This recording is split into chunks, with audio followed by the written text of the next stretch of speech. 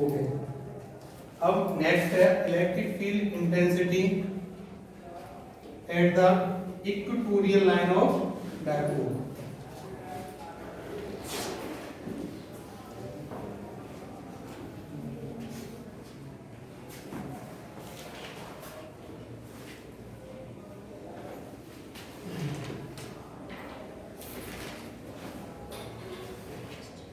Next बेटा क्या है इलेक्ट्रिक फील्ड, बताइए electric field intensity on the equatorial line of dipole. देखिए इंपॉर्टेंट है दोनों ही, एक्सियल वाला भी और इक्वेटोरियल वाला भी डेरिवेशन बोर्ड में आप लोगों से पूछ दिया जाता है। Electric field intensity on the equatorial line of dipole, यहाँ भी है तो डायपोल ही, लेकिन वो हमने एक्सियल लाइन पे पूछा था, बताया था, यहाँ हम किस पे बताएंगे इक्वेटोरियल लाइन ऑफ डायपोल।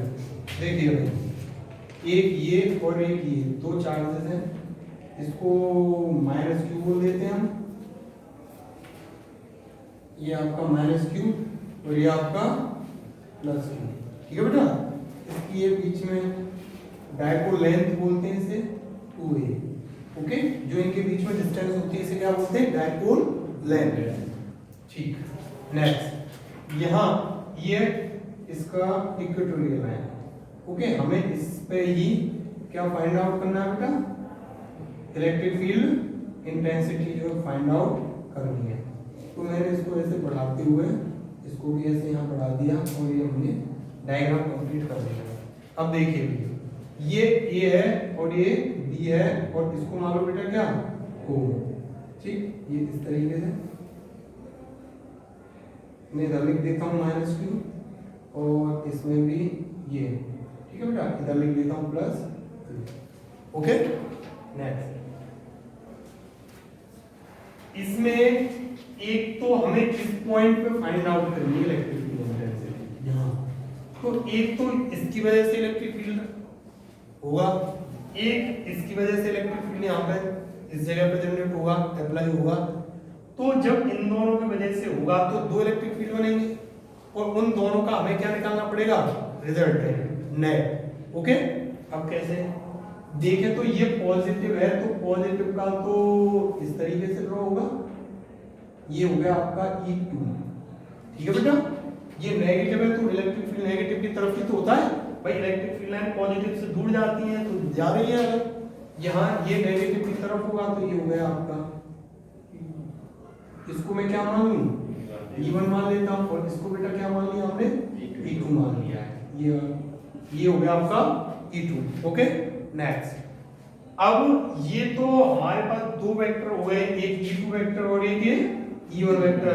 तो ऐसे केस में हम पैरेललोग्राम लगाते हैं रिजल्टेंट लगाने के लिए। तो मैंने ये बिल्कुल ऐसे सेंटर से ये इसका रिजल्टेंट जो है वो ड्रॉ किया, इसको मैंने नाम दिया E। तो आप देख सकते हैं ये पैरेललोग्राम बन गया है, ठीक है बेटा।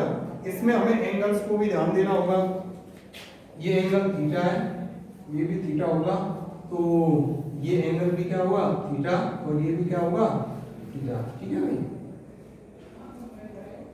तो इस तरीके से हमने एंगल ड्रॉ किए। अब हम सब जानते हैं रिजल्टेंट निकालने के लिए हमें इन वेक्टर्स का रिजोल्यूशन करना पड़ेगा। क्या करना पड़ेगा, रिजोल्यूशन। इस E2 का इसके साथ एंगल बन रहा है तो यहाँ cos थीटा होगा और जिससे एंगल नहीं बन रहा वहां क्या बनेगा sin थीटा। तो ये क्या बनेगा E2 sin थीटा और यहाँ क्या लिखेंगे बेटा E2 cos theta. Clear. Same कहानी यहाँ E1 के लिए होगी। E1 का एंगल ये बन रहा है तो यहाँ बनेगा क्या E1 cos थीटा। मैं E को यहाँ लिख देता हूँ, ठीक है नेट को। और यहाँ ये बिल्कुल इसके सीध में यहाँ, ठीक है, ये थोड़ा सा वैसे स्ट्रेट बना लेते हैं, ये एक साइड में, ठीक है। तो ये क्या होगा बेटा E1 sin थीटा। अब हमें एक चीज दिखाई पड़ी यहाँ E1 sin थीटा नीचे और E2 sin थीटा ऊपर। E1 और E2 बराबर है, E1 और E2 क्या है, इक्वल है। क्यों है E1 और E2 इक्वल, क्यों है इक्वल, क्योंकि ये भी सेम चार्ज है और ये भी इक्वल है, दोनों की डिस्टेंस भी क्या है, हम इसको इक्वल ही लेंगे। ठीक है बेटा, अब हम इसको स्टार्ट करते हैं डेरिवेशन को, और जो नेट रिजल्टेंट हमारा निकल के आएगा वो कॉस में आएगा। किस में आएगा निकल के, कॉस में। ठीक है, तो सबसे पहले हम एक काम करते हैं, E1 की वैल्यू निकाल लेते हैं, सिमिलरली E2 की निकाल लेंगे, उसके बाद देखेंगे कुछ जो होगा। तो नेट जो E होगा वो कितना होगा, एक तो E2 cos थीटा और एक E1 cos थीटा, यानी नेट हो गया E1 cos theta plus E2 cos theta. ठीक है, यह सॉल्व करके देख लो, E1 E2 सब जो होंगे वो क्या होंगे, इक्वल होंगे, एकदम क्या होंगे, बराबर। तो हियर E1 बराबर E2, ओके। तो जब E1 बराबर E2 है तो E बराबर मैं क्या लिख सकता हूँ, E1 cos थीटा प्लस इसको भी E1 लिख देता हूँ। तो E बराबर कितना बन गया, 2E1 cos थीटा, ये हमारा नेट आएगा। अब हमें कुछ नहीं करना है, बस E1 की वैल्यू यहाँ पे क्या कर देनी है, पुट, cos थीटा की वैल्यू यहाँ पे क्या कर देनी है, पुट, और इसको डेराइव कर देना है, कंप्लीट हो जाएगा डेरिवेशन। इसको मैं इक्वेशन नंबर 1 दे दूं। ठीक है, अभी हम बेटा E1 की वैल्यू निकाल देते हैं। E1 की वैल्यू कितनी होगी, 1/4 पाई एप्सिलॉन। ओके, नेक्स्ट उसके बाद क्या होगा आपका Q upon R square, Q upon R square. देखिए ये टोटल 2A है, तो मैं इसको A बोल दूं और इसको क्या बोल दूं, A, और O से लेके ऊपर जो ये पॉइंट है P, इस पॉइंट को क्या नाम दे दूं मैं, P। O से लेके जो P है उसको भी हम कुछ मान लें, X मान लें, कितना मान लें, X, ये हो गया X।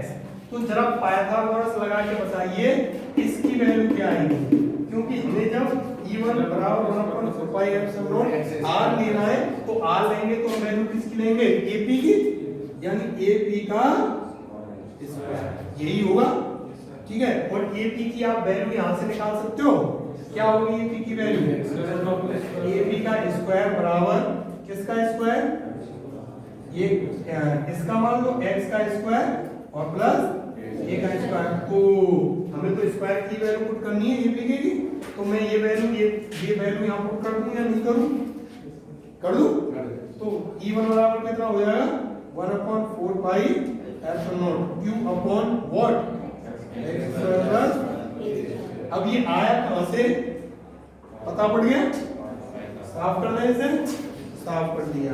अच्छा, इसकी डायरेक्शन किधर है E1 की, E से A की तरफ, अलोंग EA, क्लियर है ना, यहाँ पर समझ में आ रहा है, ओके। नेक्स्ट, अब बेटा हम E1 के बाद हम E2 की भी वैल्यू निकालें तो सेम यही आएगी, ओके। हालांकि हम पहले लिख चुके हैं E1 बराबर है E2 के, तो अब मुझे कुछ नहीं करना है, ये जो वैल्यू है E1 की वो इसमें पुट कर देनी है, ओके। पुट द वैल्यू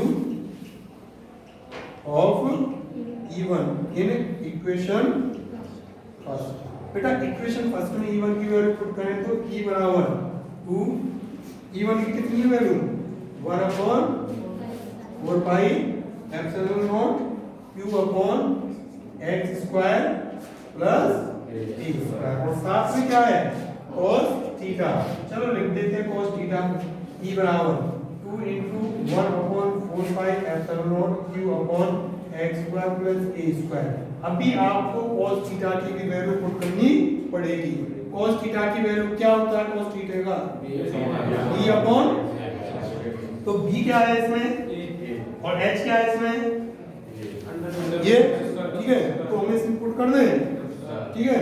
तो बस यही हमें वैल्यू यहाँ पर पुट कर देंगे cos थीटा की, और कितनी होगी, a upon 2 × 1/4 pi epsilon not, और यही कर देता हूँ मैं, a अपॉन रूट कितना है बेटा, x square plus a square, यानी 1/2 लिख दूं इसे, रूट का मतलब, तो क्लियर है। अब ये 1/2 क्यों आया, ध्यान रखना, हमने इसकी वैल्यू ली है, इसकी यहाँ हमने स्क्वायर में वैल्यू पुट की थी एपी का स्क्वायर, लेकिन हमें यहाँ का की वैल्यू चाहिए एपी की, तो यहाँ एपी स्क्वायर है, तो एपी स्क्वायर पे से स्क्वायर हटेगा, एपी की वैल्यू लगाएंगे तो रूट चढ़ जाएगा, यानी 1/2 हो जाएगा। तो कितना हो गया 21/4 q upon x square plus a square की वैल्यू 1/2 और 1/3/2 हुए है ना, और a, तो e बराबर कितना होगा 2 × 1/4 qa अपॉन कितना x square plus a square की पावर a/2। ठीक है, अब हम इसको और आगे ले जाते हैं और कहते हैं if dipole is to solve, if dipole is to solve, अगर डाइपोल कैसा है सॉल्व है, बहुत छोटा है, तो उस केस में क्या होगा, अगर डाइपोल बहुत छोटा है तो a को नेगलेक्ट करेंगे, सिंपल सी चीज है, a को क्या करेंगे नेगलेक्ट, तो हम क्या लिखेंगे x is very very greater than a, so a square, so we can very very greater than a, या 2a लिख दो 2a, so we can neglect a square, तो e बराबर कितना हो गया भैया q a इंटू 2a, थोड़ा सा मैंने इस 2 को इस a के साथ लिख दिया अपॉन 4 पाई एप्सिलॉन नॉट, हां जी सर 4 पाई एप्सिलॉन नॉट, और नीचे क्या आएगा, नीचे 4 पाई एप्सिलॉन नॉट और ये आएगा x square plus a square की पावर, इसमें हमें नेगलेक्ट करना है ना, तो ये कितना रह जाएगा x क्यूब हो जाएगा, क्या हो जाएगा x क्यूब, तो देखिए भैया e बराबर कितना हो गया q 1/4 पाई एप्सिलॉन नॉट और q × 2a की पावर p और x क्यूब की x क्यूब, तो कितना हो गया, समझ आया, यही है ना, ठीक है कंप्लीट।